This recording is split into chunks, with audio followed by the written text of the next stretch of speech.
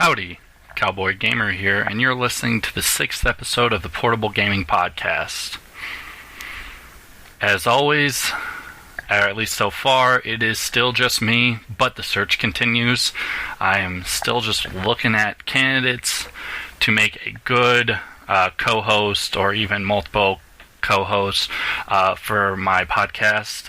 I've continued to ask my wife, but her time schedule is worse than mine. So we will continue to see and wait, be patient, and hopefully I can get some other people on here. I am, however, really happy today because my YouTube video on my thoughts on Nintendo's NX and my predictions for what the console will be has hit 50 views. Now, I know most of you are like, wow, 50 views. Who cares? There are people on YouTube that have millions of views. I understand that, but I am a starting YouTube channel, and I haven't put up that much content, so I'm quite happy that one video has hit over 50 views. Now, I'm not doing anything special for that. I was going to hand out a code for a game, but it looks like my connections are not that good, and I just can't get free codes as easily as I would like. But that's enough about me and prep for the show. Let's get on to what I have been playing lately. As always, I'm street passing with Nintendo's 3DS. However, I have given up on Battleground Z. It's too much of a force myself to play the game. I have it, I see Street Pass, and I look at it, I'm like, I really don't want to play this one. So pretty much I've only been doing Warrior's Way and Ultimate Angler. And Warrior's Way, I'm a lot farther than I could be. I have a ton more people. I should really have most of the country conquered, but I just can't bring myself to conquer that next piece of land. I've easily got the people for it. For some reason, whenever I play, I just accept the people and don't do anything with it. So I need to get back on that. Ultimate Angler, it's still fishing, but I'm working on trying to get all the islands, just catch every fish there. And usually that takes multiple playthroughs of each island because each island has 4 to 5 locations, and each location has about 5 to 6 fish. And each location, you need multiple playthroughs because all those different shirts you have to come up with. However, the game that is 2 games like last week are semi-controlling my life. Well, not controlling, just where all my time is going. And again, for Nintendo 3DS, that is Pokemon Shuffle. Now, I've got about 73 hours into this game, and I am happy in some ways because I've finally gotten a Pokemon, well, 2 Pokemon to level 10, which is the max level in that game. It's kind of nice because I can just see how much damage they're doing, and I kind of understand more about the game, but I've got tons more Pokemon, and I gotta get them all up to level 10 if I'm ever going to have a chance at doing a lot of damage to guys and beating more levels. On that note, I'm still working on my process of trying to get more S ranks. That allows more expert Pokemon to be visible and played, but I've kind of hit that hard part where I had to get to 150 to get the Mewtwo, and I think I have to get to 180, and I've only completed a couple more. Right now I'm just working on leveling up a lot of my better Pokemon and better crews of Pokemon, and once they're a little higher and get closer to 10, then I should have more damage, and I will work on beating some more and getting S ranks. But for now, just doing that. I have been doing a lot of their special stuff. About every week there's something cool in the special grouping where for a few days or a week they put certain Pokemon, or they do play this Pokemon, he only appears for a week, or every Saturday right now there's a specific Pokemon that gives you a lot of experience, so not many moves to kill him, but if you beat him, or even if you don't, you still get a lot of experience, which I'm liking because I just did it today, and 3 of my Pokemon leveled up once because of it. So I'm still enjoying that.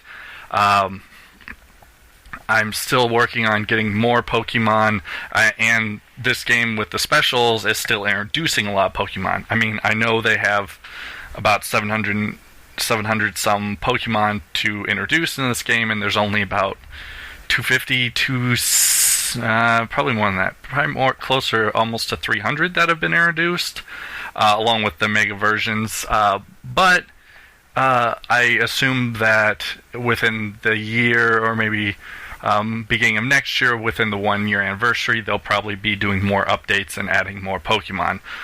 So I'm still enjoying it. I kind of hit a nostalgic moment a few days ago where I was just starting to wake up, and I got to that point of consciousness where I'm like, I can do something right now. I can play my 3DS and play a game. And it's that kind of moment where it forces you to get out of bed. You know you're tired, but you want to play. And I used to have that a lot when I was a kid, back in my home, playing the Super Nintendo and the 64, and I'd wake up and be like, oh, it's a Saturday, I can totally go and play Legend of Zelda or Mario or Star Fox 64, Ocarina of Time. I could do those, and I would get super excited to the point that I would wake up really quick. So I'm kind of happy that I'm having that feeling again. That I mean, I know I like sleep, and I'd rather sleep in for another hour, but to be able to have that excitement, that joy, I'm glad that I have a feeling, and a game has gotten me to have that feeling. So, for as weird as Pokemon Shuffle is, I'm quite happy with it. Now, it's an interesting game. It's a match 3, and it's based on, you only get so many plays per time, but, I mean, I don't know. I'm surprised. I'm surprised at how good of a game it is for a free-to-play game. On that note, I've still been almost considering paying money for this game, and putting money into more playthroughs and stuff, but it just kind of annoys me when I watch YouTube videos of people catching Pokemon and seeing how much money they have, how many jewels they've bought, and you don't really win jewels any other way other than right in the beginning. So these people are literally either street passing thousands of people a week, or they are paying tons of money. And some of these people have probably put hundreds of dollars into this game, and that's the people that are putting up videos on YouTube. So it blows my mind that people are spending this much money on a game like this. But hey, it's how Nintendo's making money, so I guess it's a pretty good game for them. And to point that out as well, Nintendo is putting it out on smart devices. So now we're going to have Pokemon Shuffle on smart devices. Now, I know I talked about that earlier, I think on my last podcast, but I want to continue on with that. Why this is a big deal. First off, it's a big deal because Nintendo has a free-to-play game which works pretty well on smart devices. They put it on their 3DS, and now they're going to try and get the business out of the smart device users. Why that's bad? Because this is probably going to count as one of their few games they're going to put out before March, or before April, on smart devices, and this is probably going to count as one of them. Yeah, that's kind of okay. It's not a bad game, but this kind of kills the chance for amiibo support on the 3DS for it, because if they're going to put it on smart devices, they're going to want the same abilities and same availability for both systems to have the same amount of access or things they can do with it. And if you put amiibo support on just the 3DS version, this doesn't help people with smart devices, since the NFC readers in many devices are not available to, in their opinion, third-party people. So Nintendo wouldn't have access to the NFC technology in smart devices. So, on that note, why would they put amiibo in this unless companies started opening up NFC on smart devices to other people? So that bugs me a little, and if Nintendo did, they're just going to hurt some of their audience, because people have 3DSs and they have amiibo, and yes, people that get Nintendo's products, 3DS owners, Wii U's, they have access to the amiibo and they have games that work, so it could be a plus. Nintendo could be like, hey, you guys bought a 3DS, we're totally going to give you Amiibo support, and smart device users will not get it. But that's very slim. The other thing that is probably not going to happen is there will be no cross-save technology in this, mostly because I bet Nintendo wouldn't have a good way of hooking it up, creating the account system that shares, and figuring out a way of the 5 hearts that they have. People would try and do both and get 10 hearts somehow in the same time frame. But the problem is Nintendo is horrible with online account systems like this that would link up. Now, it would be wonderful if they did it, but I'm not going to buy Pokemon Shuffle on my Android because I've already put so much time into my 3DS. I'm not going to start back over from scratch. It's just not my cup of tea. So, good game, but I'm not going to double dip on this one. And double dip, it's free, but who cares? On that note, I've still been tweeting up Nintendo and Pokemon and Game Freak and all that who have Pokemon and the control of it. I'm still pushing like NFC support or Amiibo support, tons of new ideas for fixing the game and making it easier to play. Again, we'll probably be getting some more updates. They've added that candy mechanic to speed up Mega Evolutions of their Mega Pokemon or Pokemon that have the Mega Stones, and there's tons of candy required to level them all up to max. So, and they've shown that they're going to they gave us all 1 candy, so we're just waiting on seeing what a candy is going to cost and when it'll be available to buy, because I'm sure that will be coming up eventually, probably in the next couple of weeks. I don't think they'll wait for the 1-year anniversary for Pokemon Shuffle to do that. But again, when that 1 year comes, I'm sure we're going to get a major update to the game, so keep your eyes on that. But that's it for my 3DS. I just haven't been playing it that much. I put some time still into my Star Wars Commander game on my Android. I finally, I've started to progress the storyline again. I finally got my 3 barracks up to level 6, which is amazing, because that progressed me to the first scene of the next level, and so I've only gone 2 levels in now on that chapter, I guess. I'm on chapter 7, 8, whatever it is, in part 3, but I'm super happy that I'm finally progressing through this game, because for a while I thought I just probably needed to set it aside and just stop playing it, but I'm still excited that I might actually get close to beating this game before the end of the year. And I'm sure you guys will be happy too when I can put this aside. However, if I don't get anything new to talk about for smart devices, you'll probably just be like, well, that segment sucks. But let's get talking about the game that I'm really putting the hours into, and that is Final Fantasy X on my Vita. Yes, it's Final Fantasy X, old school game, but it is portable. I can't stress enough how amazing that is. I even talked to my best friend, and even though he's still probably a year out or 2 from getting a Vita, the idea of playing Final Fantasy X HD on the Vita appealed to him. I'm only about 15 hours in, but it really reminds me of how good the game was, even at its time. The HD, the graphics of some of the cutscenes are amazing in HD.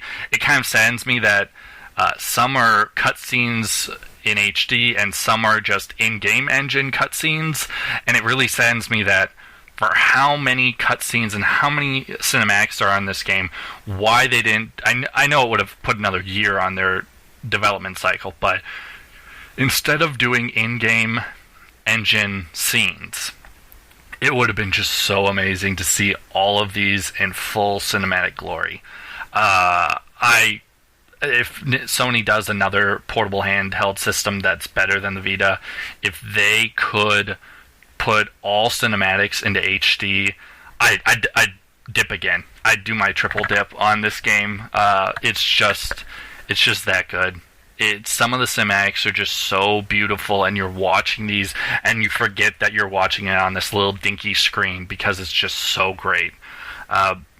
On that note, though, I mean, this game is drawing up some really nice, emotional, just some great feelings as I'm playing it. I'm getting into the story again. I'm remembering all the characters, things that are going to happen to them later and now, and it's just, even though I know some of the ending, the emotional journey that they're going through is appealing to me, and it's drawing me in, and it's really making me feel like I am Titus, and this has happened to me, and all of these things happening to my companions are really my experiences. Now, I understand it's a game and everything, but this is one of the better games that really takes you out of the world and brings you into the game, and that I will always be super excited about that and super happy that I have Final Fantasy X. I've got to beat it this time. I hope someone likes this video or comments and says, continue on, make sure you keep going, you gotta finish this. It is one. It may not be good as some of the best games of the year for this year, considering how old it is, but the main reason, which I don't think I said, why I got this is on E3, they showed the video for Final Fantasy X, the remastered, and it looked so good. And I've never played Final Fantasy VII, but just seeing all the hype and watching all these people talk about Final Fantasy VII and the love they have and how many people want to buy PS4s when Final Fantasy VII comes out just really blew me away. And to be a part of that, I wanted to be playing a Final Fantasy game again, so I picked up 10 since it was portable. Now, I've got 1 and 2 on Nintendo and 3D and Super Nintendo that I've got in my system right now, and I'm really close on Final Fantasy 1, but I've got to beat some of these games, and right now, portable is just appealing to me. Console just isn't. So, maybe I'm finally starting to get towards that Japanese market starting to move a little more west, and people play so much on portable systems in Japan and smart devices, and maybe now America is starting to feel that, and we're going to start playing our handhelds more than consoles. We shall see. With the amount of sales the PS4 and Xbox One are getting, I don't know. The install base is just increasing for all those games. I also put a little time on my Vita into Entwined. It was one of the PS Plus games for July. Not super my type of game. It's easily not too difficult to control and everything, but I don't really like the feel of games like that, as you've heard if you've been listening to all my podcasts or through most of it. So we'll see. I don't think I'm going to go back to it. I will, however, be trying Mousecraft and Geometry Wars. Those were also July PS Plus games. But I've just been leaving Final Fantasy X running and just putting it into sleep mode. And whenever I turn it on, there I am in the game, and I'm just like, nope, I'm not backing out and playing a different game. I'm just going to continue on the story. So hopefully in the next couple of weeks, I will stop and just save and shut off Final Fantasy X, but until then, I'll play these games. I might just wait for a couple of months and build up some PS Plus games, and then whenever I beat Final Fantasy X, I'll get to them. On to the great gaming news, or lack thereof, kind of. Since we were post E3, a lot is announced during E3, and so there just isn't that many venues for companies to put out a lot of news about their devices, and a lot of companies are just kind of quiet. They gear up for E3, they put everything out in E3. Once E3 is passed, they just kind of go dark for a couple of months and let people just respond to everything that happened during E3 before they start kicking up some more news. However, we will talk a little bit, even so some of this news is a little older, I definitely want to talk about it. Nintendo has announced some information, well, not really them, other people are announcing and talking about the NX. It's hitting news, online articles everywhere, and we're talking everyone. Not really Nintendo themselves too much, but other companies that are going to help Nintendo. Such as articles that talked to the production factory for Nintendo's NX, which stated, and Nintendo really hasn't made much statements on these, but the NX is going to be, production will start this October. Now that blows my mind, since the Wii U hasn't been out that far, but it sounds like Nintendo's going all in and they want to put out this NX. So production starts October. What does that mean? Some people think that Nintendo might throw the NX into this Christmas and just hope that everyone buys it this Christmas and just pumps it out. I don't know about that. I've seen some companies really push their factories that are getting their systems built and have seriously gone production to marketing to releasing in a month and a half time, but I just don't know how many consoles would be produced by that point. And again, Nintendo's great at getting demand for their systems and not being able to supply that, and this would be a great way to do it, because there's no way that Nintendo's going to be able to produce a couple million units before Christmas, unless the factory is just that great. However, Nintendo does plan to ship 20 million units of NX within the first year of its release. Now, usually you think of E3 as the time to show off this, but if Nintendo really pulls this off, they're either going to start production in October, build up a surplus, and then announce it next E3, and try and sell it that Christmas, or we're looking sometime at 2016 is a possible for getting this system out. So we'll see. Nintendo is putting out their next system. On that note, this is a weird statement, and people have said it could be translation, but Nintendo does state that they will not, they will continue to support the 3DS and Wii U after the NX is released. Now, why is that important? It is important because Nintendo stated this in the same sentence. Which leads people to believe, as it does myself, that the NX is a hybrid device. Because if the NX would just be a solid console, then Nintendo would just have to state that they would be continuing to support the Wii U after the NX is released. But the fact that they announced that they would support both the 3DS and the Wii U, this continues to lead us to believe that the NX really is that Nintendo cross-platform. So, great for us. I mean, it sounds like people were right in their predictions, and this is the first time that it has been done. So, we're going to be looking forward to seeing what this really turns into. I don't know still on my views on what I thought the NX is. I still agreed that it would be a hybrid with the NX name as Nintendo cross-platform, but I mean, continue to check in on my podcast and listen. I'm sure I'll be through. If the NX is a cross-platform, is that hybrid platform, I'm going to continue to talk about it. If it has a portable game, portable handheld that you can really take anywhere and play portable games on, I'm going to continue to talk about it on my podcast, because that is a portable game system then. So that gives me something to look forward to. It also helps Nintendo. Doing this hybrid thing really helps them just work on designing games for one, in their mind, system.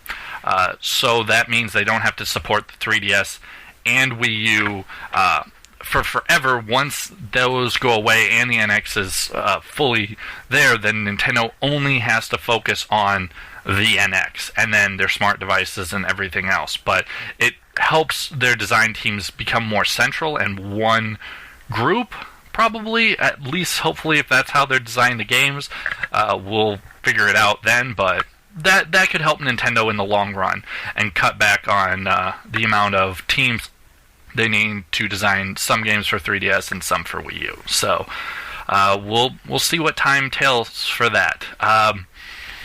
Switching over to Sony and the Vita, even though if you were like me and you watched the E3 conference and you were not happy with the Vita's showtime, which I don't know if less than a minute really counts as showtime or what, but some people say it does. There are still, just to let you know, tons of games still coming out for the Vita, and no first-party games, but people all over the world are saying the Vita is dead. Yes, it didn't sell as well. Yes, Sony isn't supporting it very much, but that doesn't mean developers don't love it and don't continue to create games for it, and even some really great games.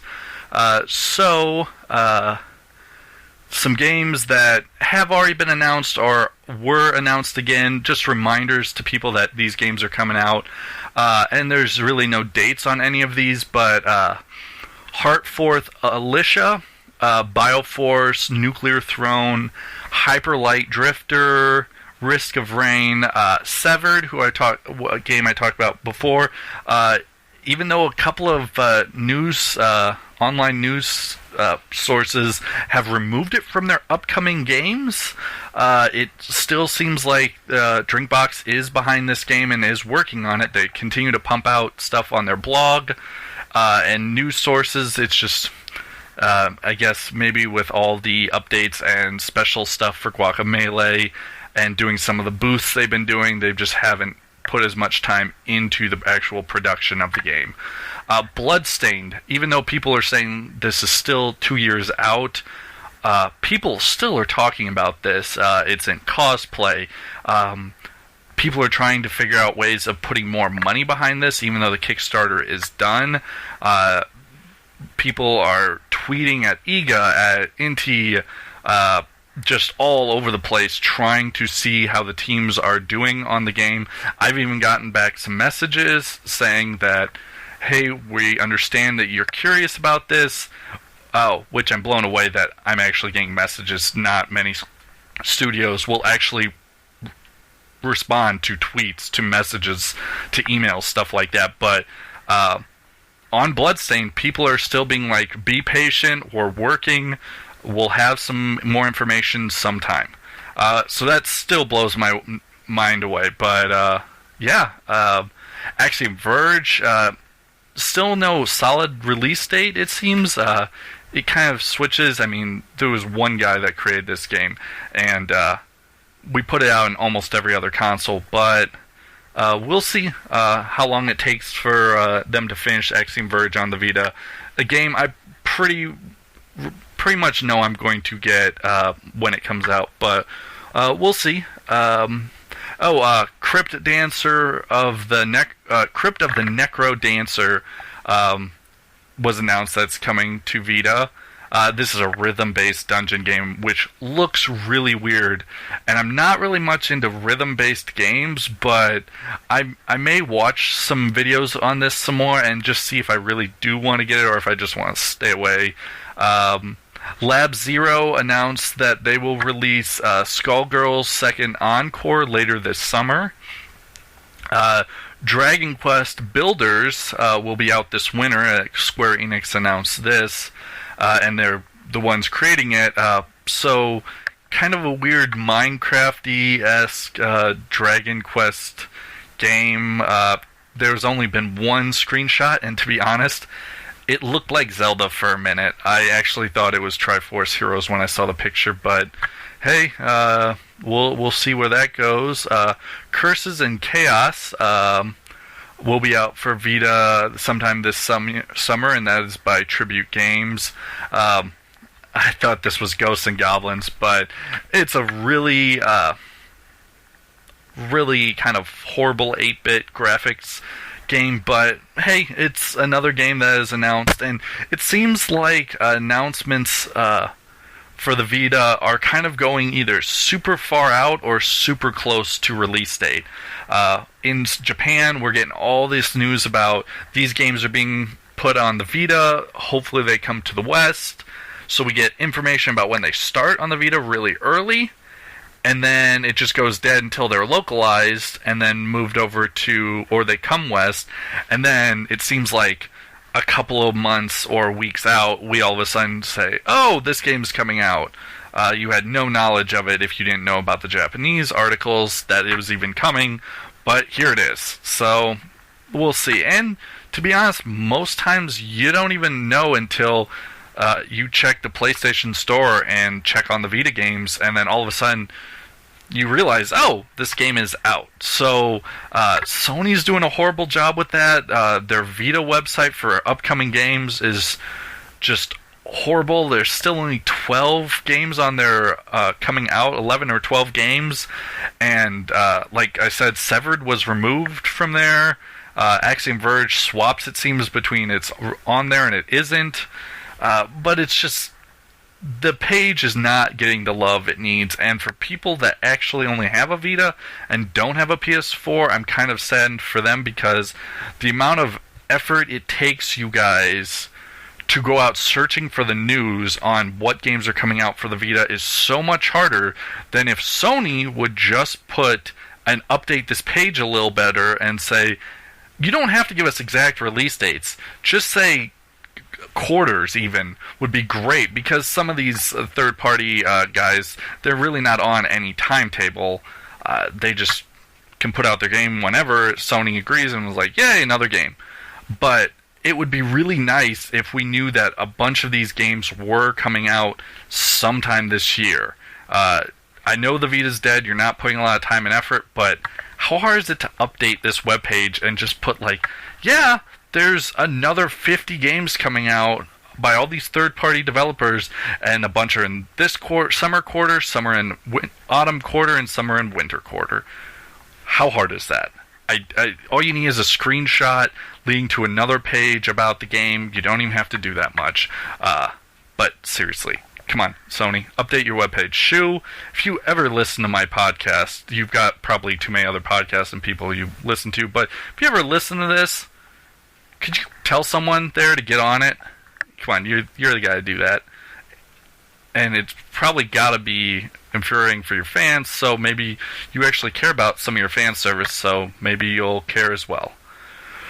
That's enough about the news, so let's jump in, and again, I've been trying to keep these things, podcasts short. The full hour-long podcasts weren't really doing it for some people, so I've been cutting it back, keeping it around the 30-minute, 40-minute mark, but some people seem to think that that's better for just a single host podcast, and I have gotten some more views on my shorter podcasts, so we'll see how this goes, but let's jump to the games coming out.